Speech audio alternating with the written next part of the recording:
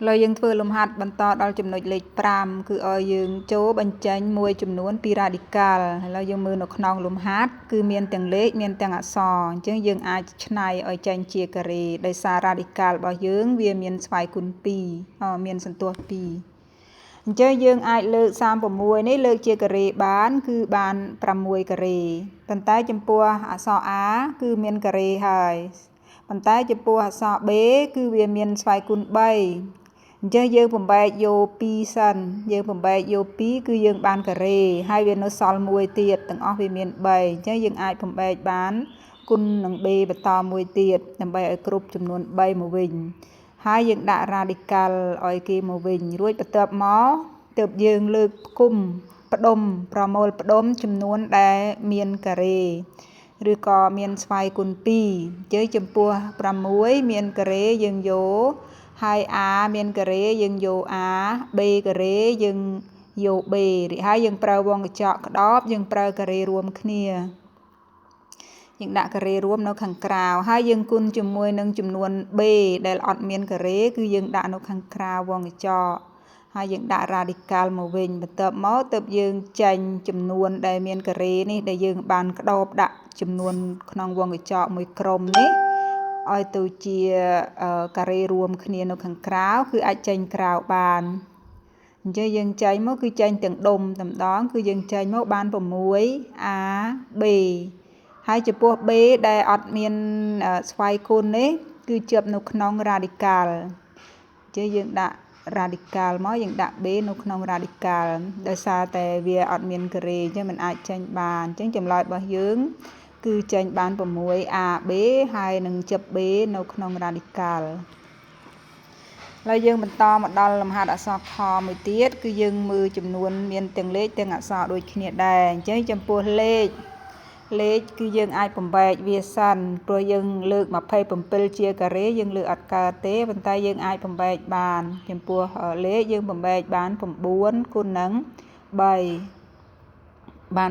27ហើយចំពោះ A វាមានស្វ័យគុណដល់ទៅ4ប៉ុន្តែយើងអាចបំបែកយកស្វ័យគុណ2អញ្ចឹងយើងអាចបំបែកជាលក្ខណៈគុណគឺយើងបាន2គុណនឹង2ស្មើ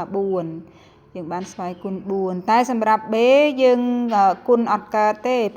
2គុណនឹងប្រមាណឲ្យបានស្មើ3អត់មានទេអញ្ចឹងមានតែយើងបំបែក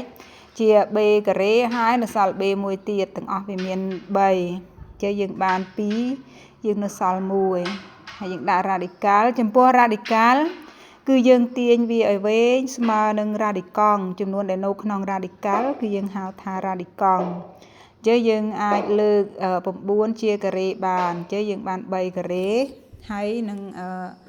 A នេះយើងដាក់បាន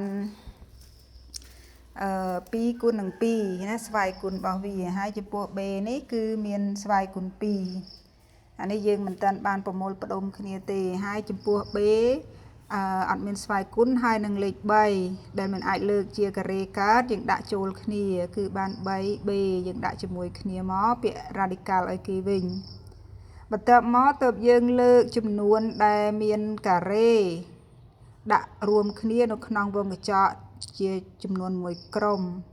គឺយើងអាចលើកចំពោះលេខ3ហើយនឹង A វាមាន2គុណនឹង2យើងលើកយកការ៉េមួយវានៅសល់ការ៉េមួយទៀតអញ្ចឹងយើងអាចដាក់ការ៉េនោះចូលនៅខាងក្នុងហើយនឹង B អញ្ចឹងយើងប្រើវងកញ្ចក់ក្តោបយើងដាក់ការ៉េរួមនៅខាងក្រៅពេលដែលយើងទម្លាក់ការ៉េមក B បាន B ការ៉េមកវិញហើយទម្លាក់លើ A គឺ A គុណ A 2គុណនឹង2ហើយយើងទម្លាក់លើ3បាន3ការ៉េអញ្ចឹងយើងគុណជាមួយនឹង 3B ហើយពាក្យ radical មកវិញមកបន្ទាប់មកចំនួនដែលនៅក្នុងវងកញ្ចក់នេះយើងអាចចេញក្រៅបានទាំងអស់គឺយើងសម្រួលការ៉េដែលនៅខាងក្រៅវងកញ្ចក់នេះគឺយើងសម្រួលជាមួយនឹង radical អស់អញ្ចឹងចំនួនដែលនៅក្នុងវងកញ្ចក់គឺយើងចេញបានមកទាំងអស់គឺមាន3ហើយនឹង A ការ៉េហើយនឹង B ចឹងយើងអាចចេញបានហើយនៅសល់ 3B នេះអត់អាចចេញក្រៅ radical បានទេដោយសារតែអត់មានការ៉េអត់មានស្វ័យគុណអញ្ចឹងគឺជិប3ហើយនឹង B នៅក្នុង radical អញ្ចឹងចម្លើយយើងគឺបានប៉ុណ្ណេះចេញបាន 3A ការ៉េ B ហើយនៅជិប 3B ក្នុង radical សូមអរគុណសូមកូនជួយចុចសញ្ញាកណ្ដឹងក្នុងវីដេអូរបស់អ្នកគ្រូម្នាក់មួយផង